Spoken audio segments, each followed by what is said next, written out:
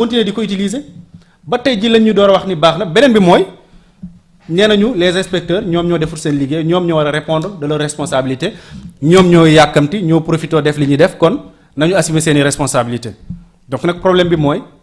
est-ce que tey ñoom ci liggéey bi ñu def jàng ko l'inspecteur ni moom il est assermenté dafay liggéey ba pare waat door a tàmbali liggéeyam li mu gis la wax te dafay sóoraale li nga xam te moom moo nekk santé population bi est-ce que tey nag dafay am benn justice boo xam te ni à deux vitesses lay doon dañuy protéger ces chinois yi nga xam te ni tey am na ku bokk ci ñoom ku ne moom moo gis bind lettre boole ko des preuves ay inspecteurs yu dem ba de wax li ñu gis ñooñu léegi ñu bàyyi leen foofu noonu léegi daal di dal ci kaw ñi nga xam te ñoom ñoo nekk les inspecteurs parce que nee ñoom lu ñu ci góobee nañ ko gar ñoom ñoo deful seen liggéey ñoom ñoo profité donc loolu mooy situation bi ak li nga xam te ni xew na. sorti ministre bi démb. après 2 mois d'attente ou plus même. jërëjëf Ismaïla ci leer li alors Ouleye qui doit-on croire dans cette affaire. nee naa leen ministre bi catastrophe ambulant la kii kañ lañ koy dàq. chaque débat ma wax ko kii kañ lañ koy dàq. parce que man je ne comprends pas du tout. Ni ses démarches ni ses sorties excusez-moi mais à chaque fois qu'il sort il dit la bêtise de plus c'est dommage quoi parce que à qui profite li nga xamante ne moom moo nekk di xew ci dossier Softcor parce que je ne comprends pas parce que RTP je pense pas que ne tey amal na ko benn njëriñ mu ciblé benn nu mu tëddee li nga xamante ne moom mooy entreprise di ko waxal lu ni mel. et que tëbul tëb rek dem songu entreprise bi dafa am agent buy liggéey ci biir entreprise bi bu leen bind lettre avec des preuves d'appui ñoom seen bopp ñu demal seen bopp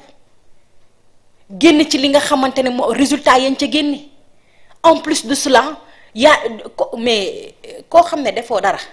ku moom xar mi nga bàyyi buum bi koo xam ne defoo dara looy dem ci ay bureau di joxe nu mu tëddee di corrompre ay nit. man j'attendais à ce que Softcare nekk ci banc d'accusé bi j'attendais des poursuites judiciaires non seulement ci li nga xamante ne ñu ngi doon wax ne ay produits yu périmés yi ñu doon utiliser mais tam li nga xamante ne moom mooy wàllum corruption bi. nit sax bu la jiiñee corruption te defuloo ko mën nga ko porter. mën nga ko porter plainte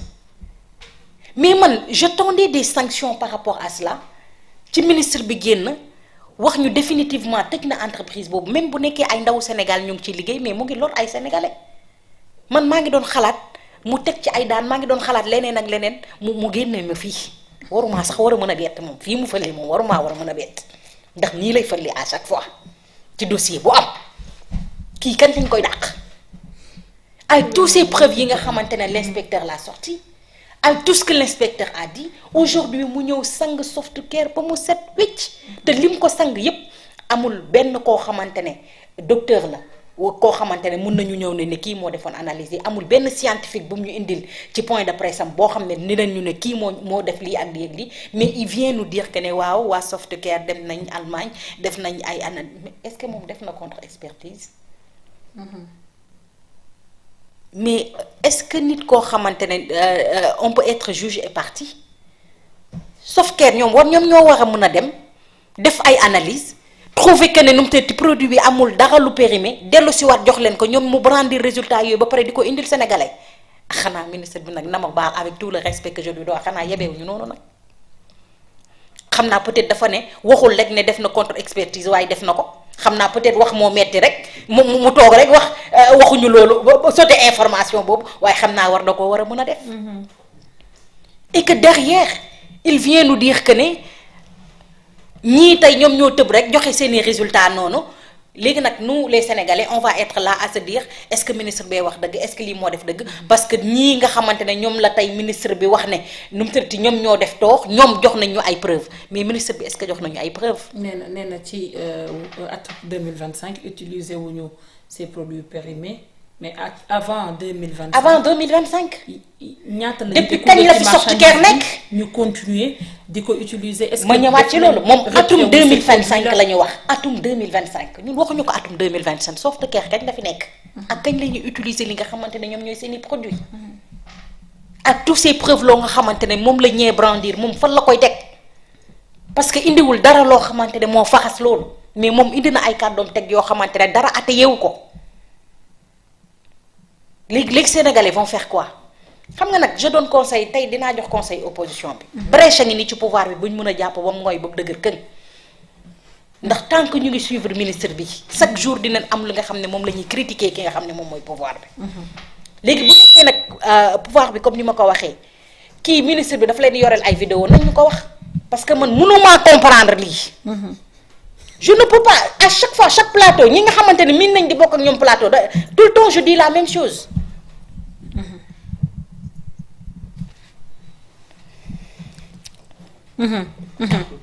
ayca lay barki yàlla barki yu may baaba. gis nga Sénégal dafa méttee defar au fait gis nga ci mbirum softcare yi xam nga lan laa ci doon xaar pour que d'autres entreprises parce que aujourd'hui boo gisee ñu naan y a beaucoup de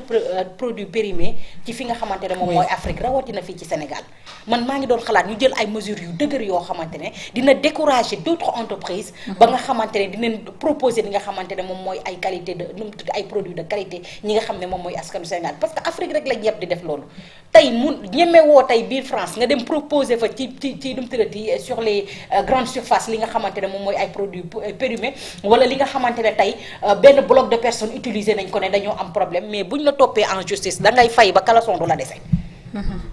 mais Sénégal léegi lañ gis nga dem dugg nu mu tëddee ci benn grande surface yëkkati fa pot xool ko ci suuf nga gis ne lii dafa périmé wala ci boutique nga yëkkati ko xool ne lii dafa périmé et que derrière sax nga ñu ne la ca usine ba lañ ko jëndee tax dara du lañ ca fekk. may xalaat ne pour la première fois des personnes ont eu l'audace le courage aujourd'hui de porter nu mu tudd de pointer du doigt benn entreprise boo xamante ne bu am doole la am alal ñu proposer xaalis derrière kooku nu mu tudd inspecteur bi am fulla ak fayda ak rigueur taxaw dëgër kën état bi waroon ko cee gunge ñu gis état bi génn di lappi beneen côté. en moins d'un mois c'est-à-dire ñoom ñi moom c'est des chinois ñoom moom softcare. fële ca Sabadola jàpp nañ fa ay chinois ñu ne doon corrompre un policier en moins d'un mois.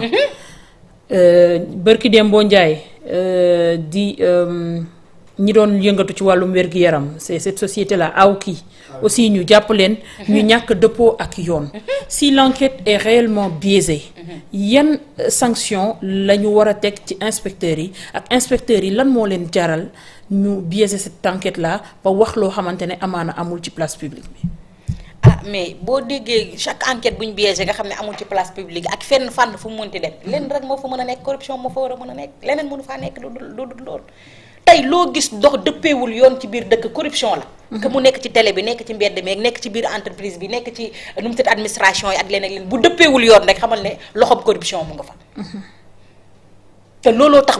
dëkk Afrique yu bëri ak nu mu tëdd nekk ci ginnaaw di arriéré ndax dafa bëri corruption bu ñu demee ba ñun céréales yi ñuy proposé suñu doom yi sax y a des taux de sucre yoo xamante ne c'est extraordinaire ba pare nga gis nu mu tëdd dëkk ay état di ko permettre ñu koy jaay seen i ndaw réer mais bu nekkul corruption lan lay doon. céréales yi ñuy jaay Afrique mais ñemew ñu koo jaay nu mu tëdd France ndax taux de sucre bi ci nekk xale yu bëri dañoo jabet ndax loolu. et que derrière ñu dem ba naan ay couche ak ay services hygiéniques nga xam ne ci yoon ko def y a beaucoup de li nga xamante ne moom mooy ay mbirum yu périmé et que derrière gisuñu ci ay sanctions ñu dem ba nga xamante ne ki nga xam ne moom leen doon xaar mu jëlal ñu softcare tegal ñu ko ci banc d'accusé bi mu ragg ko ba mu set teg ko ne le jëlal ñu ñi nga xamante ne ñooy ARPT daal di ñu tegal ñooñu ci banc d'accusé bi ñun fuñ jëm. mais il faudrait que ce gouvernement se sépare ak ministre bi je l'ai dit une fois. ñu fekk ma ci samay réseau dëbbuma ba mu mokk je l'ai dit une deuxième fois je le répète s'il le faut je vais le répéter une énième fois parce que je ne peux pas comprendre ces sorties je ne peux pas ko xaw ma lan lay liggéey. li muy liggéey xamuñu ko. lii c'était nu mu tudd l'occasion mu saisir ko au moins ñu xam ne il est en train poste bi ñu ko teg am na ay jéego yoo xam ne mu ngi ko ci teg mais man maa am sama gëm-gëm xanaa am naa droit ne gëmuma ko gëmuma la. il t'a pas convaincu jërëjëf Ouleye Mané alors Faye dégg nga kàddu yi dégg nga it ni ci Ismaïla ñëwee au-delà de cette polémique finalement naka la ñuy def pour rassurer les Sénégalais yi nga xamante ne yàgg nañu utiliser produits yi te ñu ne leen produits yi jamono ji dara newu ci naka la ñuy def pour pouvoir les rassurer. ki ko waroon def la jëna ci nekk muy le ministre de la santé moom moo waroon ñëw tey dalal xelu Sénégalais yi. te dalal xelu sénégalais yi ci ñaari fàll la mënoon nekkee. nga ñëw nga ne sénégalais yi li ñuy wax am na waaye ba mu amee ba ñu ko gisee ñun def nañ ci lii ak lii ak lii ak lii te nag taxawaay bi ñu ci waroon am mooy lii def nañ ko ba mu mat sëkk. boobaa sénégalais dinañ xam ne erreur la woon mais le gouvernement s'est rattrapé. wa ilaa mu ñëw ne lii ñu wax ni amul parce que ba ñu defee ay càmbar gis nañu ne effectivement dem nañu def nañu test échantillonnage fii ci Dakaaru Njaay gis nañu ne effectivement lii amul donc sénégalais yi dalal leen seen xel mën ngeen continuer li nga xam ne mooy utilisation yooyu les produits. waaye le ministre il vient il te dit que ñoom entreprise bi nga xam ne ñu ngi leen di jiiñ que dañuy utiliser ay produits périmés pour defar serviette hygiénique ak couche ñoom la ñu bàyyi ñoom ñoo dem defi seeni càmbar ñëw indil ñu ay résultats ne ñu li ñu leen di toppee amul. Nabou Nabou ndaka laa lay jiiñee ne yow yaa yàq sama téléphone wala bokk yow yaa jël sama alal ba noppi ne la yow ci boppam demal indil ma preuve yi firndeel ne jëluloo sama alal naka la mën a nekk. naka rek la ñuy tegee ci sa der loo xamante ni dafay yàq sa crédibilité parce qu'on parle de marketing. Softcare quoi que l'on dise sur ce lapsus de temps a perdu ou bien a souffert ci chiffre d'affaires am loolu c'est la réalité. Là on parle de business mu nekk une entreprise boo xamante ni au Sénégal mën nañu ni elle a dominé le marché parce que tey la majorité des Sénégalais produit boobu la ñu gën a xam moo gën a yomb merci beaucoup. parce que boo demoon ci boutique bi tey jii nii la majorité des femmes yi nga xam ne dañuy utiliser serviette hygiénique mais Softcare la ñu xam parce que moom la ñu mën a jënd ils vont même te dire que les autres dafa cher hors de prix waa tey entreprise boobu nga xam ne mu ngi doon def chiffre d'affaires bu colossal fii ci réew mi